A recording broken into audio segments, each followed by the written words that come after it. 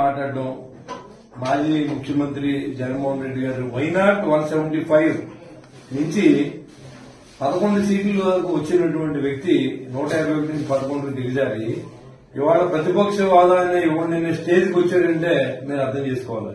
రాష్ట్ర ప్రజలు ఎవరిని ఎప్పుడు ఎక్కడ కూర్చోబెట్టాలో కూర్చోబెడతారు. ఇదివరకు ఆయనే అన్నాడు, నేను తలుచుకుంటే నువ్వు ప్రతిపక్ష హోదా కూడా లేకుండా చేసేస్తానని చెప్పి. మరి ఏం మొగ్గొట్టి అడుగుతాను నాకు తెలీదు. మరి అది పెద్ద రెండో పార్టీగా ఉన్న జనసేన పార్టీ కాబట్టి జనసేన పార్టీకే అది ఏదైనా ప్రతిపక్షమైన స్వపక్షమైన అతిపెద్ద పార్టీగా గుర్తింపు ఉంటుంది. అంతే తప్ప జగన్మోహన్ రెడ్డి గారికి ఆయనకి ప్రతిపక్ష హోదా లభించే అవకాశం లేదు రాజ్యాంగం ప్రకారం. అది ఇవ్వాలా ఇవ్వక్కర్లేదన్నది సభాపతి గారు ముఖ్యమంత్రి గారు అందరూ ఆలోచించి చేయవలసిన అవసరం ఉంది.